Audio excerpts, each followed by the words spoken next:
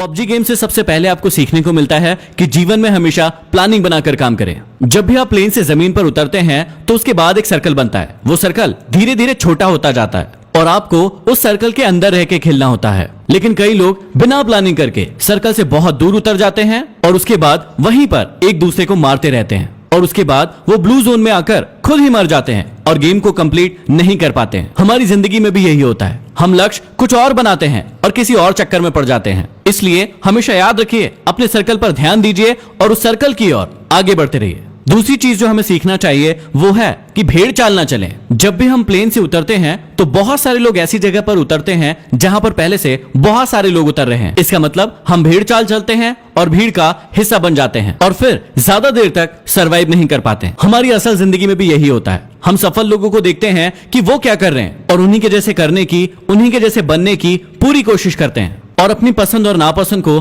कभी भी ध्यान में नहीं रखते हैं। इसलिए हमेशा याद रखें कि भेड़ चाल का हिस्सा ना बने, नहीं तो आप ज्यादा देर सरवाइव नहीं कर पाओगे। अगली सीख जो हमें पबजी से सीखने को मिलती है कि जीवन में हमेशा जरूरी सामान को ही साथ में रखें और फालतू के कचरे को इकट्ठा ना करें। जब भी प्लेन से उतरते हैं कई लोगों को आपने देखा होगा कि सिर्फ वो सामान इकट्ठा करने में लग जाते हैं। जो भी चीज उन्हें सामने दिखती है वो उसे फटाफट उठाने लगते हैं। वो ये नहीं देखते कि कौन सी चीज जरूरी है और कौन सी चीज जरूरी नहीं है। कभी कभी तो लोग ऐसा भी करते हैं कि बंदूक कोई और उठा ली और गोली कोई और ही उठा ली जो उस बंदूक में लगने ही नहीं वाली। अब इसी बात को अपनी जिंदगी से कनेक्ट कीजिए। दिन भर में आप बहुत सारे वीडियोस देखते हैं, बहुत सारी किताबें पढ़ते हैं और बहुत सारी चीजें सुनते हैं जो आपके लक्ष्य से बिल्कुल भी रिलेटेड नहीं है, लेकिन दिन भर आप उन सभी चीजों को अपने दिमाग में घुसाते जाते हैं। तो यहाँ हमें सीख मिलती है कि फालतू का कचरा इकट्ठा करने से अच्छा है कि जो चीज हमारे लक्ष्य के काम आए सिर्फ उसी चीज को हम अपने पास रखें। अगली चीज जो हमें पबजी से सीखने को मिलती है कि हमेशा टीम वर्क करें। जब भी हम पबजी खेलते हैं तो या तो अकेले खेलते हैं या फिर अपनी टीम के साथ खेलते हैं। जब भी टीम के साथ खेलते हैं तो हमें ऐसी ऐसी गालियां सुनने को मिलती है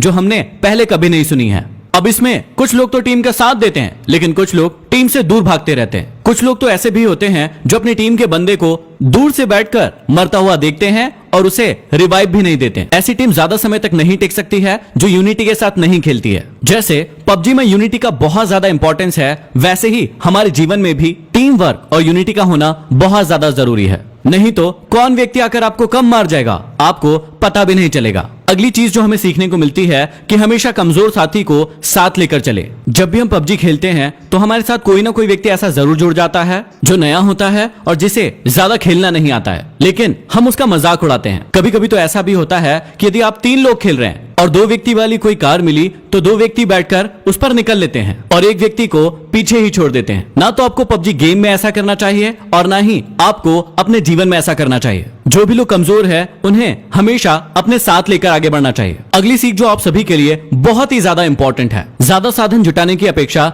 जो साधन आपके पास है उसमें बेहतर परफॉर्म करने की कोशिश करें। पबजी खेलते समय आपने एक बात बहुत नोटिस की होगी कि कुछ लोग ऐसे होते हैं जो सिर्फ सामान ढूंढते रहते हैं। उनका गेम पर ध्यान बिल्कुल नहीं होता है। वो जहां जाते हैं सिर्फ और सिर्फ सामान ढूंढते रहते हैं। खेलने के लिए उनके पास बंदूक होती है लेकिन वो पूरे टाइम 6 का और 8 का स्कोप ढूंढते रहते हैं। उनके पास स्कारल बंदूक होती है लेकिन वो पूरे टाइम कार 98 ढूंढते रहते हैं। और जब वो बहुत सारा सामान इकट्ठा कर लेता है तो सामने से एक ऐसा व्यक्ति आता है जो उसे छोटी सी गन से मार कर चला जाता है और उसका सारा इकट्ठा किया हुआ सामान लूट कर ले जाता है। इसलिए सीख को हमेशा याद रखिए जो आपके खेल में भी काम आएगा और आपके जीवन में भी काम आएगा कि ज्यादा साधन जुटाने की अपेक्षा जो साधन आपके पास है उसमें बेहतर परफॉर्म करने की कोशिश करें। अगली सीख जो बहुत ही ज्यादा जरूरी है कि हमेशा अपने आप को रिचार्ज करते रहें और हमेशा एनर्जेटिक बने रहें। आप सभी को बहुत अच्छे से पता होगा कि पबजी गेम में हेल्थ और ड्रिंक्स का कितना ज्यादा इंपॉर्टेंस है। समय समय पर यदि आप अपने आप को ड्रिंक नहीं पिलाएंगे, बैंडेज नहीं लगाएंगे तो आप बहुत ही जल्दी मर जाएंगे। ठीक इसी प्रकार से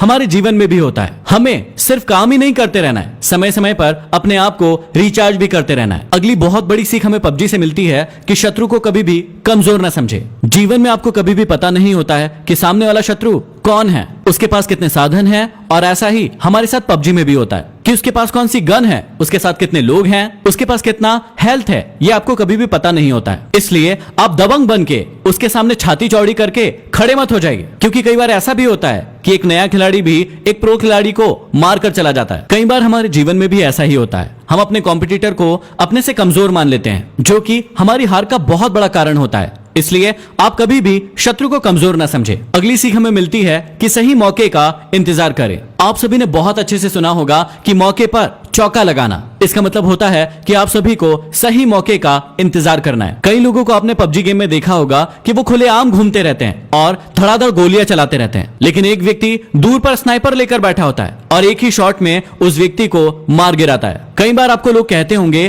कि छुपकर क्यों बैठा है, सामने आकर खेल, लेकिन कई बार छुपकर बैठना ही सही मौके का इंतजार करना होता है। इसलिए आप हमेशा जीवन में भी सही मौके का इंतजार करें और उसी के बाद एक्शन लें। और अगली जो सबसे बड़ी सीख है, जो जीवन का सत्य भी है, कि जब आप मरेंगे तो आपके अपने लोग ही आपके सामान को लूट कर ले जाएंगे। इसलिए जीते जी अपनी लाइफ को पूरी तरीके से एंजॉय कीजिए। जो भी साधन आपके पास उपलब्ध है उसका पूरा उपयोग कीजिए, क्योंकि मरने के बाद तो लुटेरे बैठे ही हैं। तो ये कुछ सीख थी जो हर इंसान को पबजी गेम से जरूर सीखना चाहिए। इस वीडियो को हर पबजी खेलने वाले तक जरूर पहुंचा दीजिए ताकि वो बहुत कुछ सीख सके।